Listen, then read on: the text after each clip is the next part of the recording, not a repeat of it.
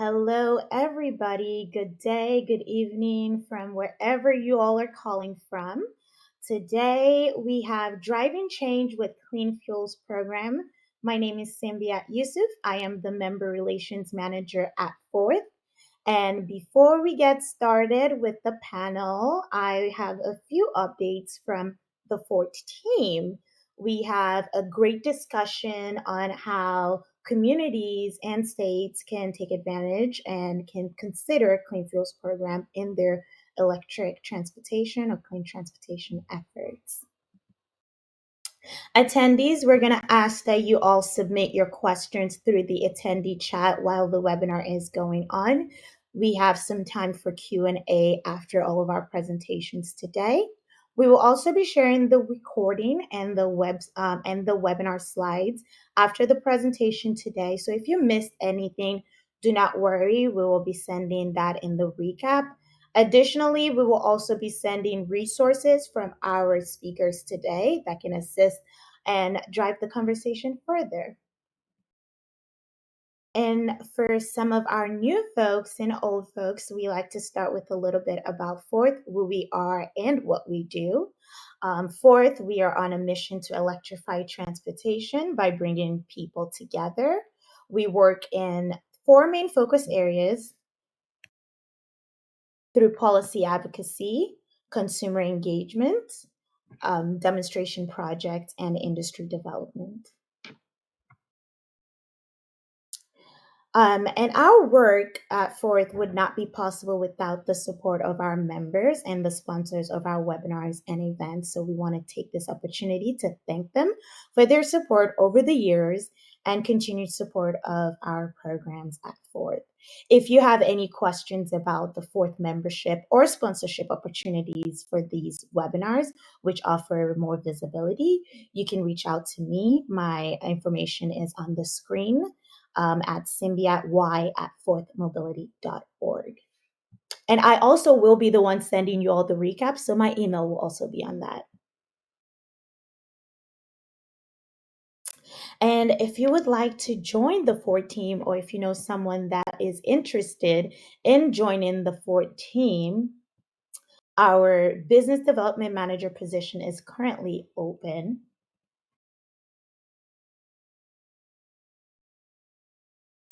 And as we announced on our previous webinar, the Mobility for All scholarship application is currently open for the Roadmap Conference. The Roadmap Conference will be in person June 29th through the 30th of 2022, happening in Portland, Oregon. The Mobility for All scholarship provides support for community-based organizations that are interested in attending the conference. And for more information about the Mobility for All Scholarship, sponsorship for the Roadmap Conference, or just general information about the Roadmap Conference, that information could be found at roadmap4.org. And now I'll pass it along to our moderator today. Jana, can you please join me on stage and introduce our speakers? Good morning, everyone. My name is Jana Gastellum. I am the Deputy Director for Programs at Oregon Environmental Council.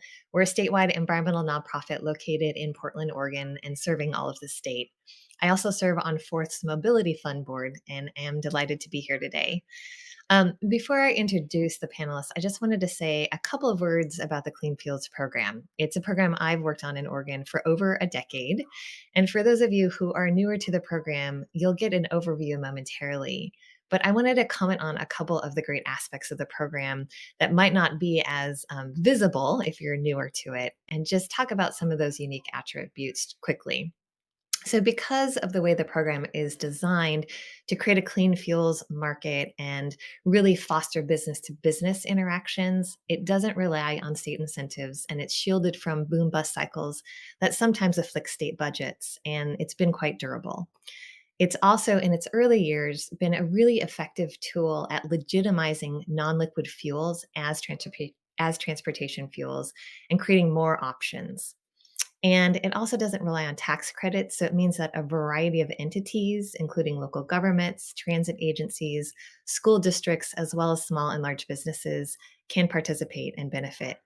And in Oregon, we've also seen the program provide strong benefits for a range of electric vehicle types, including but not limited to electric forklifts, school buses, transit buses, light rail, public charging for light duty vehicles and car sharing, truck stop electrification, truck refrigeration electrification, port options, and a whole variety of other applications. And then Oregon's program has also had participation both from our largest investor owned utilities as well as smaller rural electric co ops. And it's provided resources for traditionally underserved communities. So, as you can tell, I think it's a fantastic program. And I'm really excited to introduce a great lineup of speakers to tell us more about the program and get into the details a little bit more. And I think you'll really enjoy the panelists today. I'll invite the panelists to go ahead and turn on their cameras now as I introduce them. We will first hear from Jeremy Martin. He is Director of Fuels Policy and Senior Scientist of the Clean Vehicles Program at the Union of Concerned Scientists. Jeremy works on state and federal fuels policy, has testified before Congress and state legislators, and briefed legislators and regulators in many states on key fuel policies. He's a published author and holds 13 patents on topics including biofuels, autonomous vehicles, semiconductors, and polymer physics. And before coming to UCS, Jeremy worked in research and development and manufacturing of computer chips at Advanced Micro Devices. He holds a Ph.D. from the California Institute of Technology. Welcome, Jeremy. We'll hear, after Jeremy, we'll hear from Sydney Vergis. She is the California Air Resources Board's division chief for the Mobile Source Control Division. She's a native Californian whose grandfather was a crop duster for local agriculture in the Central Valley. From a young age, Sydney discovered her passion for protecting public health and the environment. She started her career in land use planning in the private sector, where she saw firsthand the importance of pairing development with environmental protection in ways that benefit the health and economic opportunities for local communities. And that's a passion she carries into her role at CARB. She's motivated by the idea that technology, innovation, and thoughtful public policy can truly help society transform our transportation systems. Finally, we will hear from Spencer Reeder. He is Director of Government Affairs and Sustainability at Audi of America, and he's based out of Sacramento, California. In his position, Spencer is responsible for leading Audi US public policy on zero-emission vehicles, EV charging infrastructure, and associated energy sector issues. He also provides overall leadership on sustainability strategy. Spencer has a background in engineering, geophysics, climate science, and policy. He served as a lead author on the 2014 U.S. National Climate Assessment, and prior to that, led climate change policy strategy within Washington State Governor Christine Gregoire's administration. Spencer previously also led Microsoft co-founder Paul Allen's global philanthropic investments in climate, energy, and transportation. So, as you can see, we have an incredible lineup of speakers. And to just get us started and break the ice a bit, I have a question for all the panelists. It's spring break. What vehicle would you take on a road trip, and what is your destination?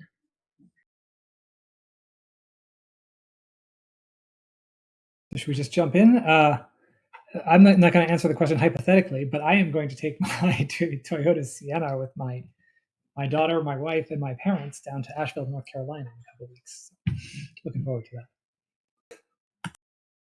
Well, and I guess since I work for an automaker, this is sort of an obvious softball question for me. Of course, I would be taking an Audi electric vehicle somewhere. I will just give two examples of where I actually have taken an electric vehicle, just to give people the sense that I'm walking the walk here. I drove my Audi e-tron up to Bernie, California. I don't know, Sydney may know where Bernie, California is. It's north of Lawson Volcanic National Park. It's a fairly remote part of Northern California where probably a lot of people would say, oh, I can't take an electric vehicle there. So I did it. It was certainly at the edge of the range. There wasn't a lot of chargers out there at the time I did that, but it worked out just great. And then just one other example, I took a Q5 plug-in hybrid to Death Valley last spring break. And that was great. Of course, the plug-in hybrid gave a little bit more flexibility in a place like Death Valley. But yeah, those are two examples. Well, don't let this fancy suit fool you, because my COVID hobby has been to take up mountain biking, and I live about 5 minutes from a trail that contains a granite rock face that I've yet to conquer, and I'm sure is no big deal, but in my mind's eye, it equals death. So my vehicle would be to bike up the street and start working on this granite rock feature until I emerge triumphant. Spring break. Well, thank you all so much. I hope everyone has a great spring break. We are now going to turn to a question for our online audience.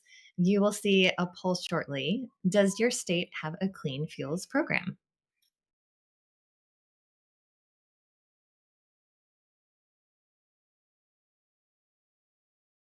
The results are coming in.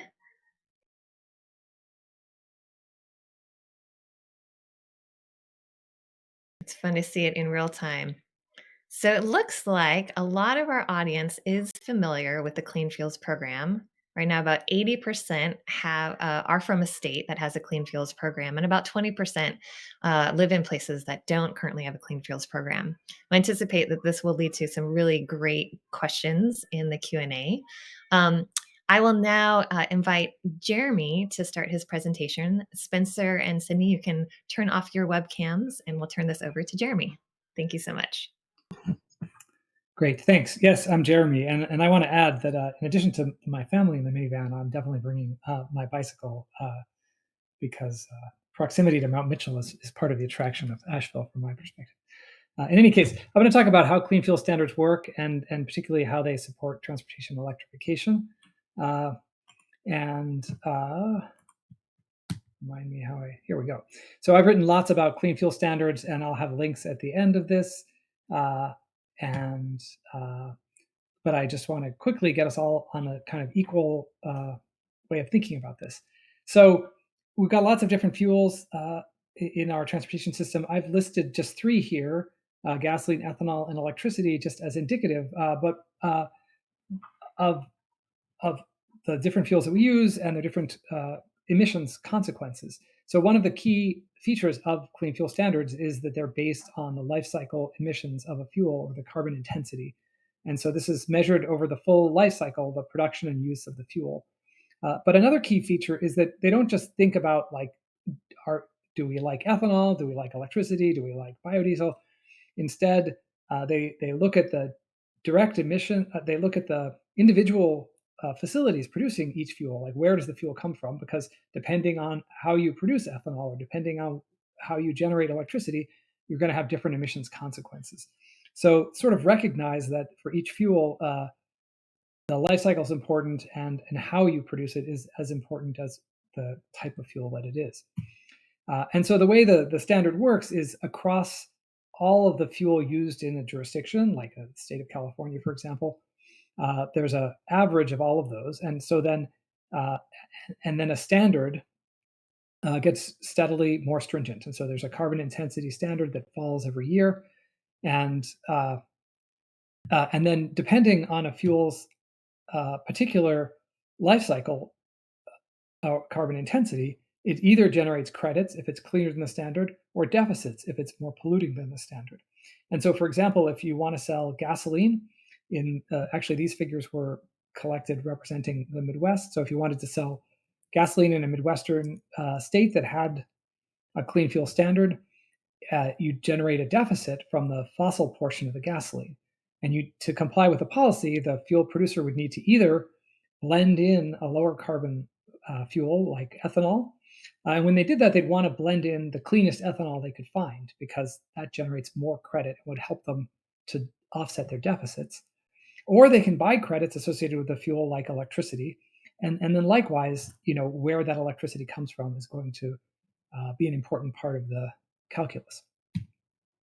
And so this is a figure sort of showing the California low carbon fuel standard, which has been in place now for a decade and has already produced substantial emissions reduction, is on schedule for a 20% target by 2030. And then this is a kind of history of the fuels that have been used to comply with this policy over the last decade and the credits that were generated. And so on the left, you see the quantity of the fuel, and on the right, you see the emissions benefits relative to the standard. And what you can see is that some fuels generate more credit than their volume would suggest because they're very clean. And so, for example, electricity in 2020 in California generated 2.9 million credits. In that year, the average price of a credit was $198. So that was $580 million generated to support transportation electrification from this policy. California is a big state. It's doing a lot to support transportation electrification, but this is a big chunk of helping to push that forward. So how does that money get used? So first of all, in the case of a big fleet, like a transit fleet, they register for the program directly, and they can generate these credits and then sell them to an oil company, for example. And those credits would be worth more than $10,000 a year per bus. And that's really important to help transit agencies go electric. And then in turn, the fact that California's got a low carbon fuel standard made it possible for them to set more aggressive standards for transit electrification, because the economics of operating a transit bus in California are better because of the LCFS. So there's a kind of interplay between the policies there. As far as residential EV charging, different states that have these policies have taken slightly different approaches. In California, utilities pool the credits and fund a cash on the hood EV incentive with a large chunk of the funds, and then some of the remaining funds are set aside to support transportation electrification projects in disadvantaged communities. Oregon's two biggest utilities are running a variety of programs funded with the credits they get from residential EV charging and supporting things like electric school buses and helping get some of local nonprofits into electric vehicles, things like that, and some outreach and other things. So we got a quick timeline, so I'm just wrapping up here. One of the positive things about clean fuel standards is that they basically make sure the fuel market and the oil companies are contributing and have a kind of policy pushing them in the same direction as the policies we've got for automakers and utilities and others, pushing everybody to contribute to transportation decarbonization. Through that, they provide a lot of support for transportation electrification, and this support grows automatically without ongoing appropriations as we get more EVs on the road. But the details of the design can really shape can be designed to support the state's goals and values. And then on the life cycle front also is an important way to do biofuels because it pushes biofuel producers not just to make more biofuels, but to make the lowest emissions biofuels. Yeah, so that wraps it up. It's a flexible approach, and because it's based on methodology, we can take into consideration new fuels and make adjustments over time. So yeah, these are some links which you'll be able to find later, and that wraps up my remarks.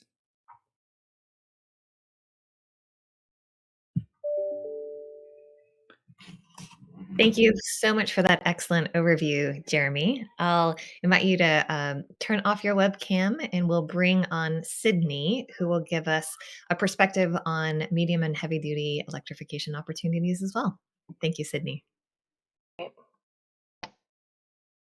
So like you heard from Jeremy, LCFS or the CFP can really be a powerful policy tool. I think it's important to highlight that third-party studies, including by ICF, have shown that the benefits of LCFS can represent tens of thousands of dollars per heavy-duty zero-emission vehicle for infrastructure providers. So LCFS can really be a compelling motivator for electrification, particularly where there's an opportunity to pair policies. And in California, we have a suite of complementary policies, including LCFS, that are helping to accelerate the zero-emission medium and heavy-duty transition.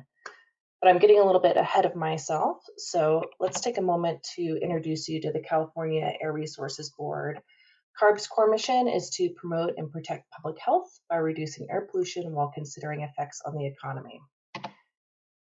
And even though California has some of the world's strictest air pollution standards, we still face major air quality challenges. So to give you a sense of scale, 75% of the state's population lives in areas that are out of attainment with health protective federal air quality standards, with particular challenges in Southern California.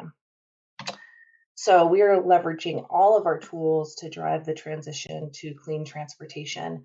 In fact, in 2020, our Governor Gavin Newsom issued an executive order that set concrete deadlines for electrification of vehicles and equipment.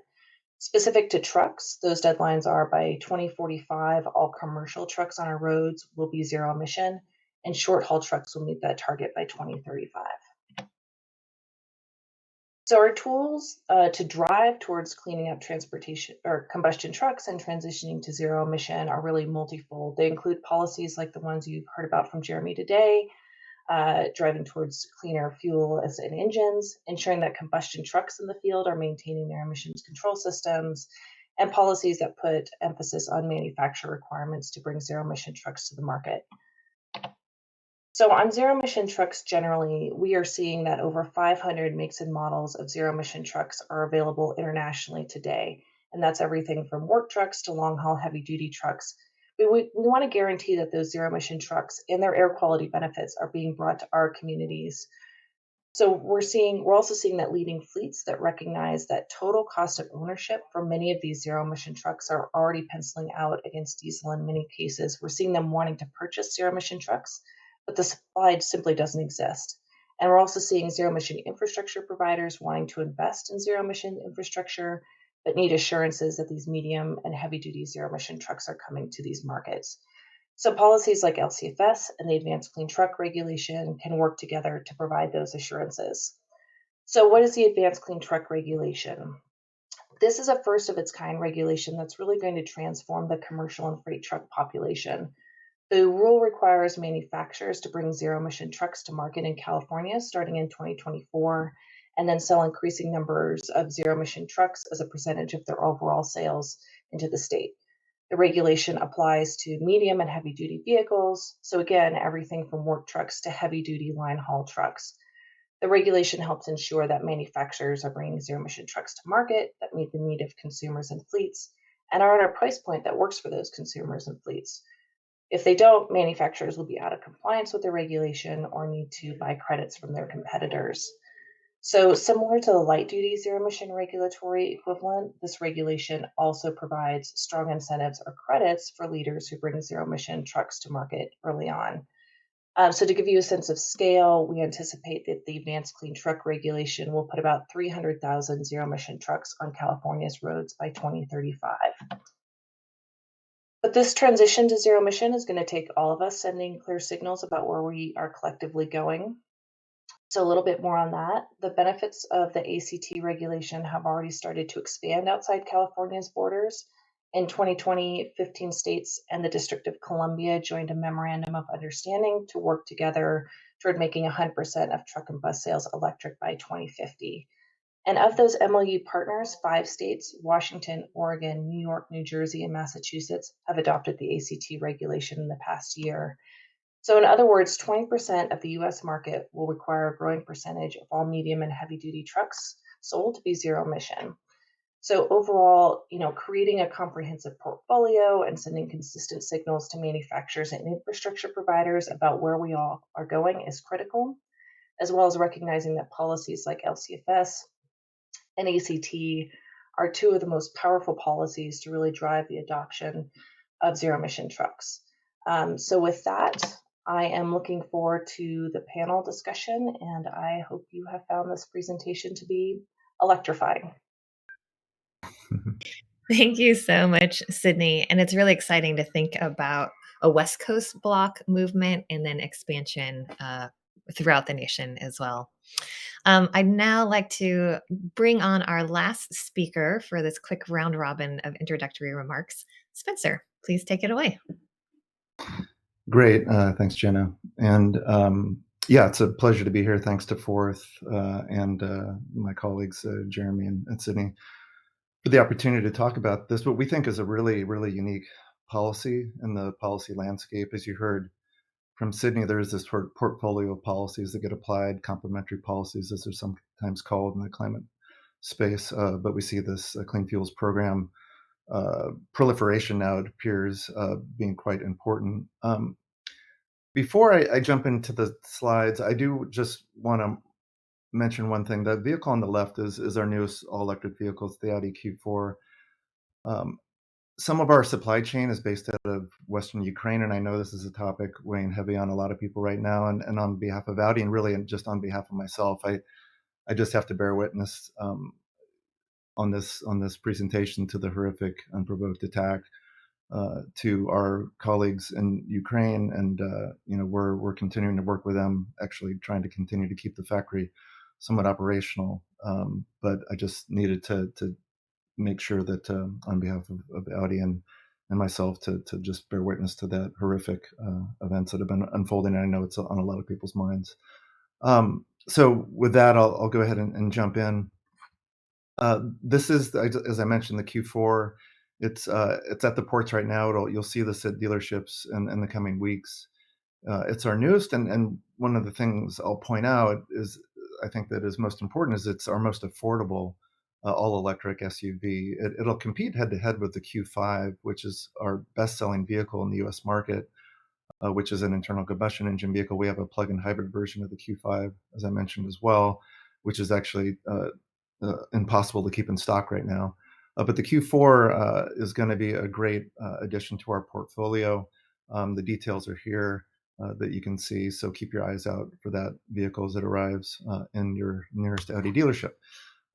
And this is, I think, by way a segue to just point out what a lot of people actually don't know is Audi actually has, with the arrival of the Q4, which you see on the right-hand side there, we'll have the largest all-electric vehicle portfolio in the U.S., more than any other automaker, and we've got a lot more coming even over the next 2 years. So it's something that I'm quite proud of. It's why I joined the brand about 3.5 years ago. I'm new to the auto industry. As you heard, I used to work at the Department of Ecology in Washington State, and have worked on climate policy for a long time. And it's really companies like Audi and other automakers that are making this transition that are really, really critical to addressing the climate imperative. And the LCFS, or the Clean Fuels programs, provide continually sort of incentivizing the proper outcomes, the proper policy outcomes that many states are seeking. And there's some new features that can be considered, which I'll briefly touch on. Of course, the vehicle is the center point of getting people to transition out of an internal combustion engine vehicle. We as automakers have to make really compelling product. If you don't do that, then none of us are going to be successful. But Audi recognizes it is part of this ecosystem. And since residential charging is a key feature of these clean fuels programs and the credits generated therein, I think it's important to point out that we put a lot of attention to that residential charging experience for our customers. We have a partnership with Qmerit. We also worked with Amazon Home Services previously to provide really a low hassle, barrier-free way to install level 2 charging in the home. We provide the equipment. We partner with others with the equipment. And then the final thing I'll mention on the ecosystem, and there's a lot going on that the automakers are involved in, is the fact that we pre-purchase DC fast charging for our customers. So we're actually, in a way, automakers are paying directly for that infrastructure build out by buying kilowatt hours ahead of time, making that freely available to our customers. So we're essentially investing in that DC fast charging infrastructure as well. Our partnerships with Electrify America, there's other networks out there. And you can see this figure that shows these 2 transcontinental routes for DC fast charging. That's, I think, probably 6 months old. New stations are going in literally every day. So we're feeling more and more encouraged by the experience that our customers now are able to experience in the charging environment, and that bodes well for all of us. This slide really just shows the global market, and I think that's sometimes something that we don't talk about enough in the U.S. Most of us who make electric vehicles are supplying a global market, and you can see what's interesting here, the incredible uptick in sales in Europe and in China, a lot of that driven by policy. Somewhat surprisingly, saw an actual slight decline between 2019 and 2020. On the right-hand figure, you do see that increase again in 2021 in the US. But this is just to say that programs like a clean fuel program creates, when you include the automaker explicitly in that program, you create an additional incentive for us to deploy our product in that market.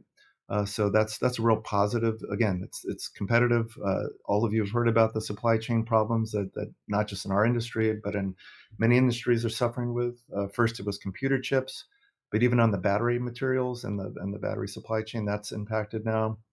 Some of the other electrical components. So supply chain issues will persist for the foreseeable future, and programs like a Clean Fuels program creates additional incentive for those of us with product to really focus on those markets. So that's the additional benefit there in this global market.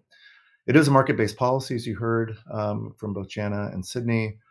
This is a version of a figure that is, I think, Jeremy really covered quite well with his initial graphic. But this does show that decline. This is from CARB.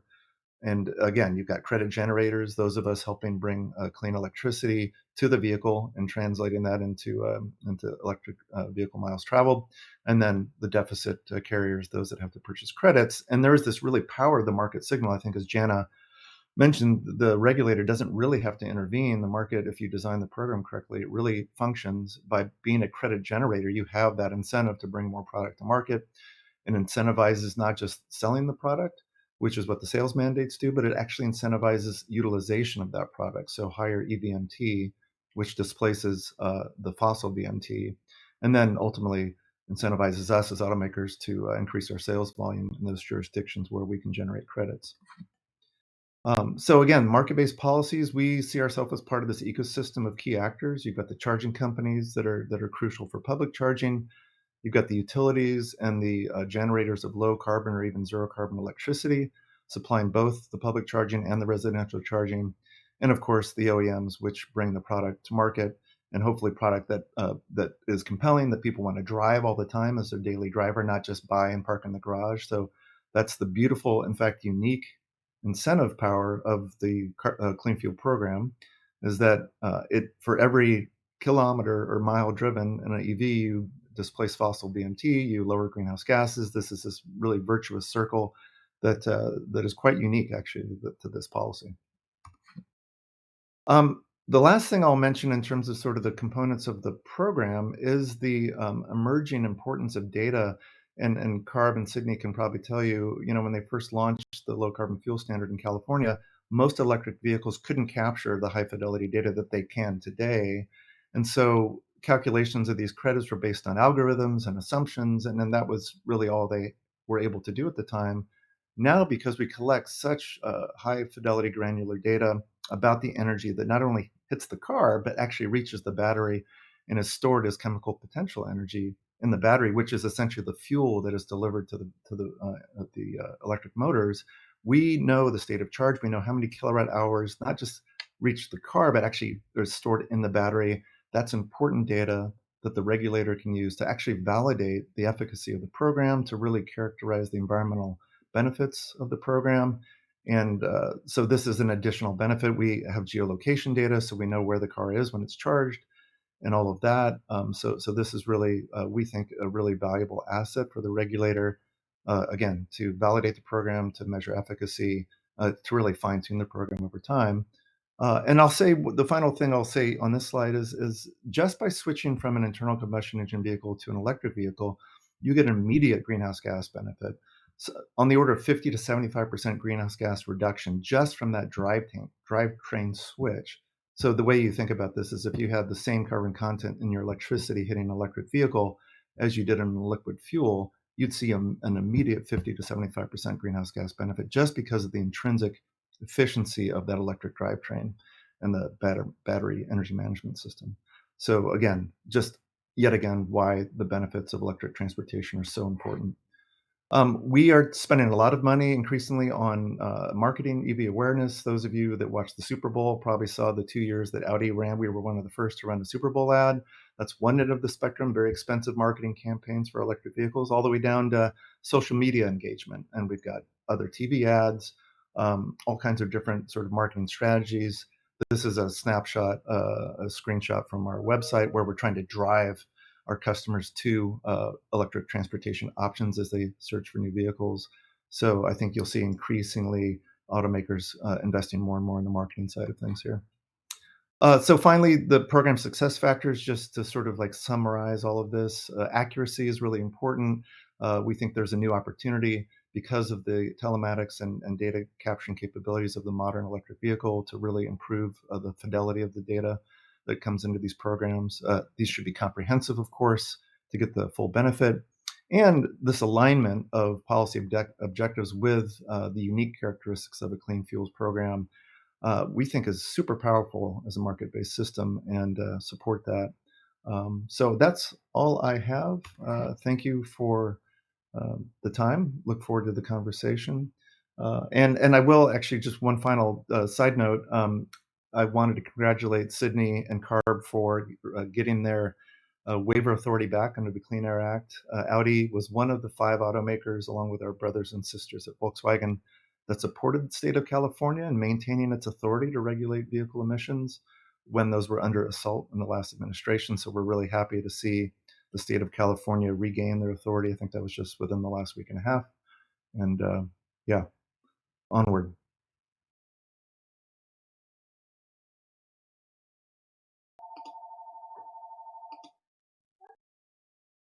Thank you, Spencer, so much for your presentation. We'll invite Jeremy and Sydney to join us again. Excuse me, sorry. It's spring break in our household and the kids are home, so we may have a few interruptions. So we wanted to do a little bit of a roundtable conversation, and then we'll move to questions from our great audience members. But I think maybe just to start with, and Jeremy, I'm hoping you can lead us off on this question. So the Clean Fuels program, and sometimes combined with other complementary policies, can really create a set of benefits for a range of different stakeholder groups. There's industry groups, there's consumer groups, there's customers. And I'm wondering if you could say a little bit more about, like, how do some of those benefits accrue, and who really gains from this program? Sure.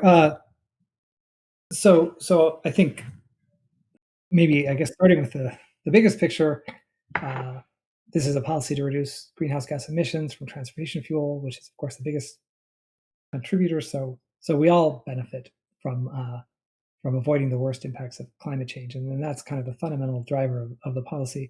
But of course, there's a lot of specific the beneficiaries, people that produce clean fuels, particularly, if we're thinking about the innovative new liquid fuels produced from low carbon resources. The I think the framework that allows any new fuel to kind of come in and produce the data to document a low carbon life cycle is really important, because as Jan and I have been working in this field for quite a number of years, and the fuels that we anticipated 10 or 15 years ago aren't exactly the fuels we have now, but the policy is able to just adapt as things play out. But then on the electricity side, and I think maybe we'll get into this more in some of the later questions, there's benefits for transportation electrification, and there's a lot of the policymakers implementing a policy in the state, the California Air Resources Board in California or in Oregon, and Washington is now putting together their policy, have the opportunity to structure the electrification provisions to work in tandem with other policies that they're developing, and to support transportation electrification, and to make sure that that's done in a way that is equitable, and making sure that the benefits accrue to all populations. So I think structuring the EV support with an eye to equity, and with an eye to making sure that you are providing benefits, both direct benefits in terms of getting people into EVs, and benefits in terms of, like, getting a truck that drives through your neighborhood to be an EV so you have less air pollution. Looking at all of those benefits of the policy and making sure that they're widely shared. Thanks, Jeremy. Spencer, Sydney, would you like to add anything to that? Sure, I'd be happy to. I mean, one of the things I think about when I think about the different programs, that are being implemented by states, and how these other programs and CFP or LCFS can really line up to maximize these impacts on different groups. You mentioned, industry and others. Really, the best combination that we found is a package of strong regulations and incentives, with the basis being really strong regulations, while using incentives to help reward early actors and improve equity and catalyze the market. So in California, in addition to LCFS and ACT, we also have an incentive program for heavy duty zero emission trucks known as HVIP, which is really working to bring zero emission trucks to our communities ahead of any regulatory deadlines, And we've included added incentives or bump ups for zero emission trucks that demonstrate that they're housed in areas that have experienced long-standing community health burdens from near source concentrated combustion emissions. So really all these things working as a package can really help maximize these impacts and benefits to various stakeholders.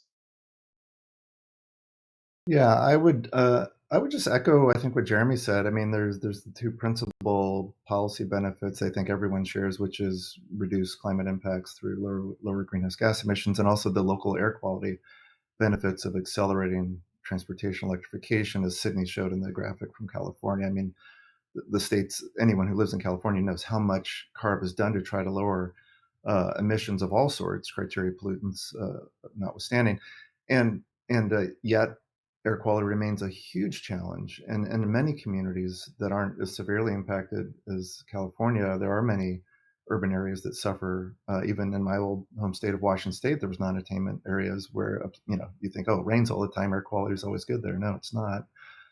So I think, yeah, the local air quality benefits are huge.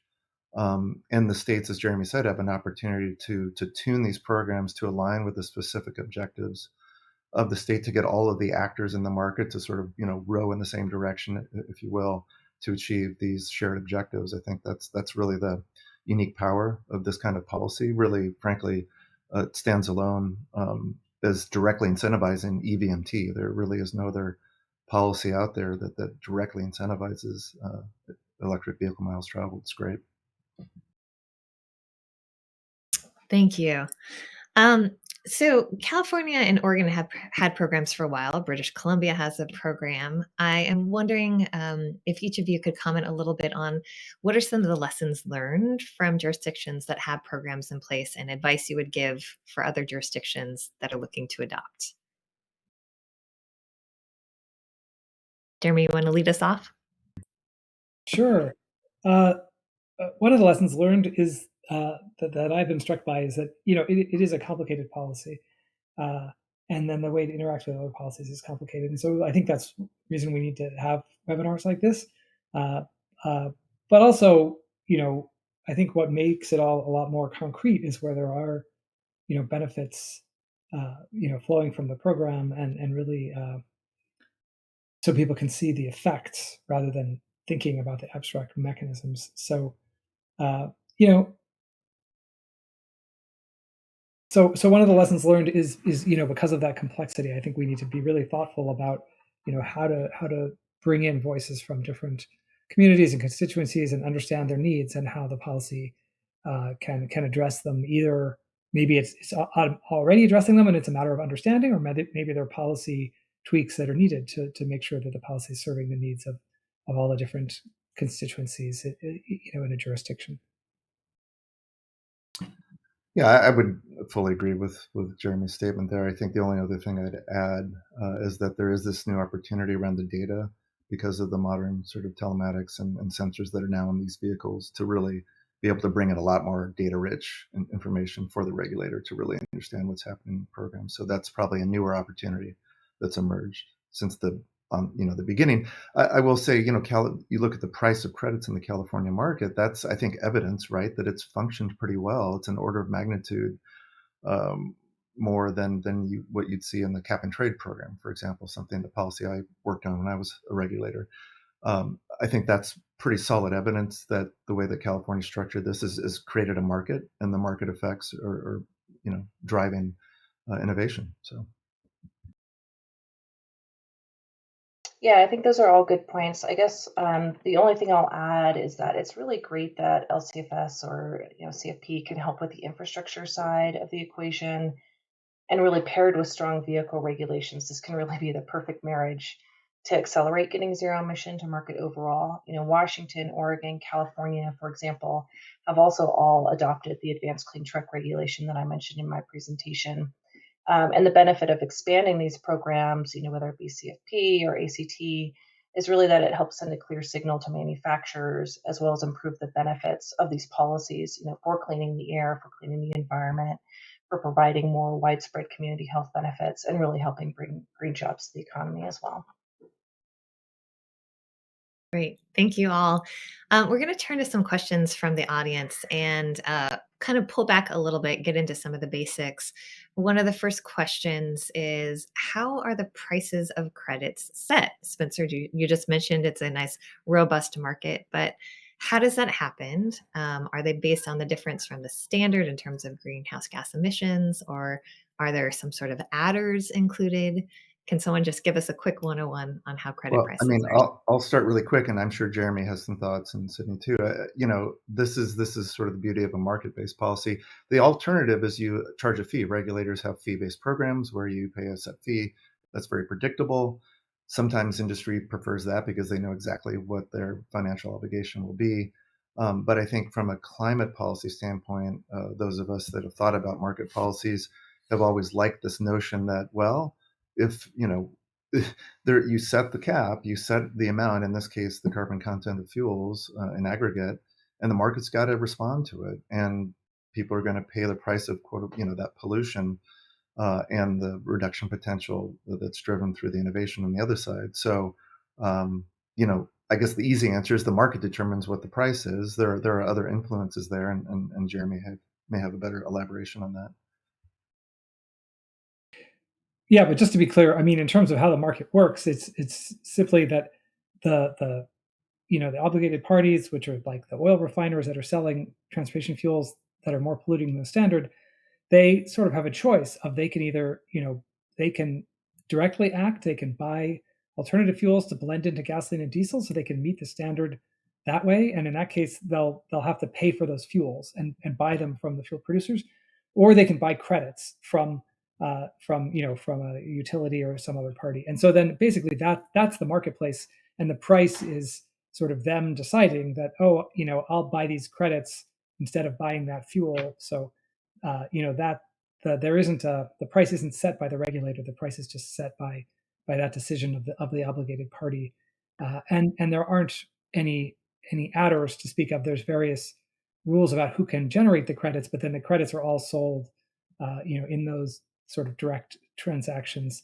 I guess the one caveat is there is a cost containment mechanism which sets the maximum price. So that price is $200 adjusted for inflation from a few years ago. So yeah, but outside of that cap on the prices, it's purely set by the marketplace between the buyers and sellers of credits and deficits. I want to stay on this theme for a moment. There are some policies that really set a price and use price as a driver for change. The Clean Fuels program doesn't necessarily do that, though it creates a market and demand. Can you talk a little bit about ways that low-income communities may be impacted, and then how you can design a program to actually benefit either low-income communities of color, people who don't drive cars in particular as well, and talk a little bit about the dynamics there. Yeah, I think that's a really important point, especially thinking about the policy over the long term.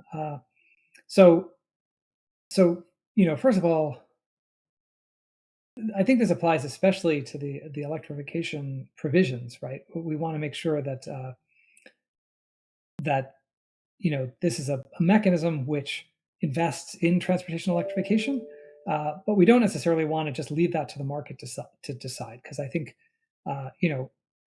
the distribution, the people who own electric vehicles are not necessarily representative of the population as a whole today, and so over time, I think it's really important that these kinds of policies are designed intentionally to direct the benefits to make sure that that they can support lower income populations getting into EVs and getting those benefits to avoid the risk the policy becomes regressive.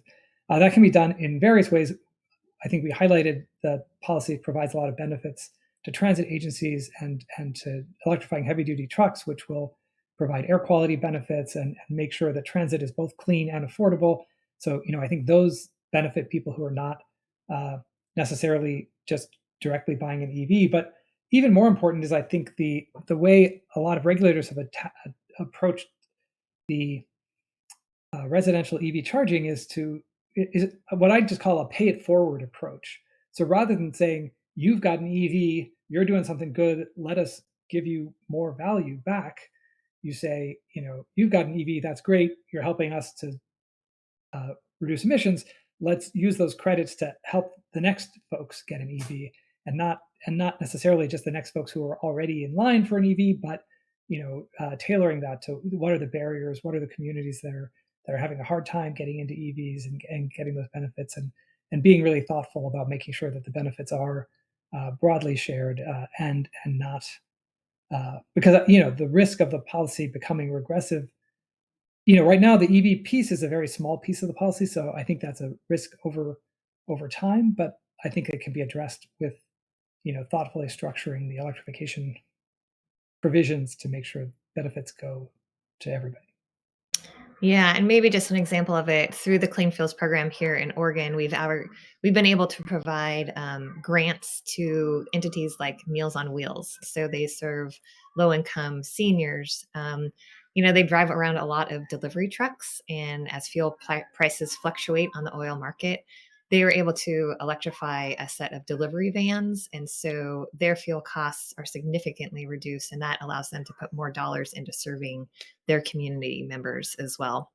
So we're glad to see the program be able to benefit not just businesses, but also the nonprofit sector and those who are service oriented. There are a couple questions about who actually gets to be in line to generate credits. And there are a couple of different models and ideas and designs. And even within one program, multiple electrification entities can generate credits. And so I wonder if we could spend a few minutes talking about who gets to be a credit generator in a clean fuels or low carbon fuel standard system. Well, I think this ties into the last question actually, which is, as a state and the stakeholders involved in the process look at the objectives for this program, then I think you can apportion credit generation opportunities to the various parts of that ecosystem that then can deliver right on those objectives, as you mentioned, Jana, for working in disadvantaged communities and doing other things, whether it's transit or even mode shift, right? There's some opportunities there. And I think that the state should look very carefully at what the shared objectives are and the sort of landscape of outcomes that it's aiming towards, and then tune the policy. There's really no limits on how a state can look at this, I think, and look at the key participants. So it's the utilities, it's the generators of the low carbon electricity or fuels, if you will, more generally. It's the charging companies that are putting out infrastructure. It's the OEMs that are bringing that core product to the market. I think there's an opportunity for all of them to participate. And so it's balancing that market force, which really generates because this is a market-based policy, with these other objectives and making sure sufficient revenues hit those other opportunities as well. So I think it is a conversation. It's balancing the various interests, and I think there's a way to do that in a collaborative, inclusive approach. That's what Audi supports. Absolutely.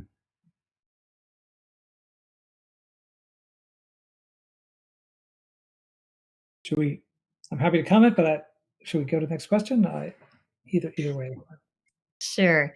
Yeah, I think it suffices to say that there are a number of entities that can generate credits in the program on the electrification side. I've mentioned utilities, the owners and operators of that charging infrastructure. And again, this program is really focused on fuels and allowing more diverse and low carbon fuels to be part of our transportation system. It's less necessarily about the vehicle owner, but really that charging or fueling infrastructure. We have talked about a range of different vehicle types. Electrification is also available for micromobility like e-bikes. And we have a question about are e-bikes participating or e-trikes in any programs that are in existence today? I think, you're the moderator, but my recollection is that Oregon's actually probably doing as much on that as anybody. I think Oregon and perhaps also California are trying to get that started. So I think the answer is either yes or soon, but you may know Yes. Yeah. Here in Oregon, we've looked at particularly at e-trike, so more for the delivery market. And the goal of the clean fuels programs is think about offsetting higher carbon or fossil fuel transportation fuel use. And so a lot of it is data-based, as Spencer noted. And so there's a little more comparative analysis done between e-trike delivery and offsetting a gasoline or a diesel delivery truck. There's a little less data available for e-bikes offsetting other gasoline powered trips. And so that one is still in the works, but we're excited about some of the micromobility options. All right, we have time for just one more question. And this is perhaps a fun one, but the program is based on looking at the difference between deficit generation and credit generation and creating that market transaction in between. What happens if the program is so successful that there's no more deficits created? What do we do at that day? Yeah, I mean, I think that's this is a complementary policy, and so, well, I think there's two answers. The one is if we've got a 20% target and there's no deficits created, then I think that means we need a stronger target because we know that the science is telling us we need to get to zero. If we've got a zero target and we've got no deficits, then that's great, and I'm sure we'll have other things to work on. But then we celebrate. Mission accomplished. Yeah, no, I fully agree with that characterization. I think the holy grail of all climate policy is to get to zero, and if there's no market because you're at zero, then great, we put our creative energy into something else. Well, thank you all. That hour went by quickly. I really appreciate all the perspectives. Thanks for the great questions from the audience today. And we're going to hand this back over to Symbiot to take us out. Thank you all so much for joining us today. Thank you, Sydney. Thank you, Jeremy. Thank you, Spencer. And most of all, thank you, Jana, for taking us through and moderating this panel today. We have just one final poll question for you as we integrate more topics. We are soon to start planning the remainder of our 2022 calendar, so we want to make sure we continue bringing these engaging conversations to you all. So just let us know how this webinar did. And if you do have any suggestions for topics we should be covering in the next half of 2022, you can reach out to me and get me those. We want to make sure they're highlighting topics. We want to keep you coming every second Tuesday at 10 a.m. Pacific time.